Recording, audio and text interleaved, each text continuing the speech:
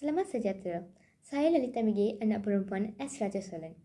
Saya belajar di Sekolah Menengah Kebangsaan Buntong dan kod sekolah saya ialah AEA 2060.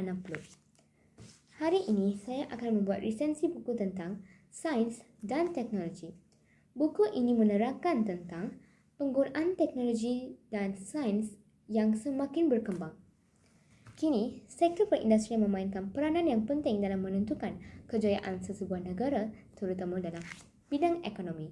Kemajuan dalam penggunaan sains dan teknologi yang semakin berkembang menggalakkan lagi pencapaian kejayaan tersebut.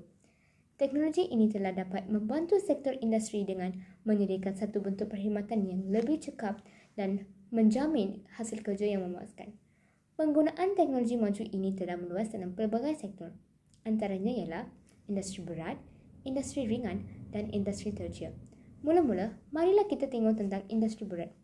Industri berat merupakan salah satu industri yang berperanan untuk melakukan kerja-kerja seperti pemasangan kereta, membaiki kapal serta dalam pembuatan besi dan keluli.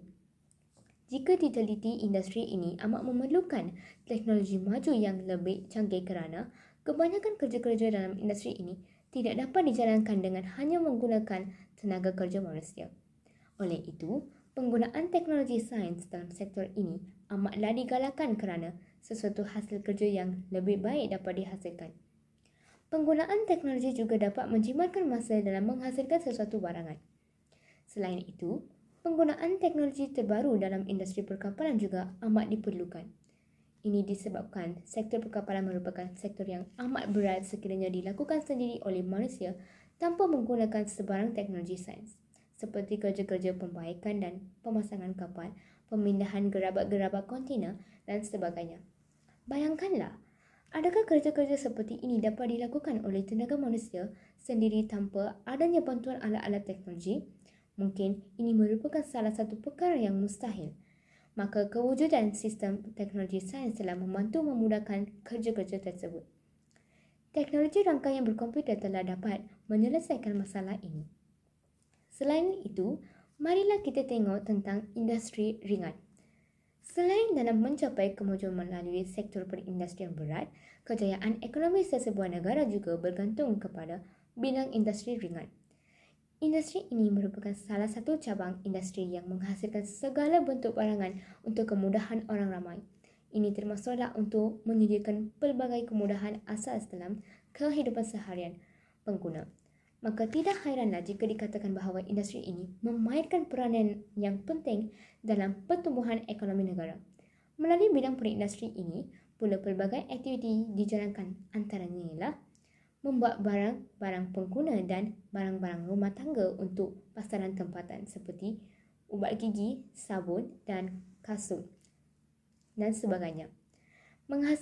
Selain itu, mereka juga menghasilkan barang-barang untuk diekspor seperti kipas, peti sejuk, televisyen, makanan dan minuman dalam tin. Tujuan utama menggunakan teknologi sains seperti ini ialah untuk menghasilkan produk yang terbaik kepada para pengguna khasnya. Selain itu, penggunaan teknologi ini juga akan dapat menambahkan lagi hasil keluaran di dalam industri pengeluar. Sebagai contoh, pengeluaran minuman berkarbonat seperti Coca-Cola dan Fanta. Justru itu, dalam melangkah ke ambang kemajuan sains dan teknologi, pelbagai peralatan yang menggunakan komponen-komponen elektronik banyak digunakan, terutama dalam menghasilkan set, radio, komputer, televisyen dan sebagainya. Dalam kerja-kerja menghasilkan barangan tersebut, ketelitian dan ketepatan adalah amat penting bagi menghasilkan satu barangan yang baik. Akhir sekali, marilah kita tengok tentang industri tertiar. Tahukah kamu apakah yang dimaksud dengan industri tertiar? Sebenarnya, industri ini merupakan industri pada peringkat ketiga. Peranan yang dimainkan oleh sektor ini ialah menyediakan perkhidmatan kepada orang ramai seperti perhotelan, urusan bank, urusan insurans dan kemudahan pengangkutan perhubungan untuk pelanggan peniaga dan pelancongan. Industri ini merupakan salah satu industri yang amat penting bagi sesebuah negara, misalnya Malaysia dan Singapura. Namun begitu, sektor ini memerlukan sumber perbelanjaan yang banyak, terutama dalam menyediakan perkhidmatan yang terbaik. Ini termasuklah dalam menyediakan sistem perhubungan dan pengangkutan yang meliputi penggunaan sistem teknologi terbaru.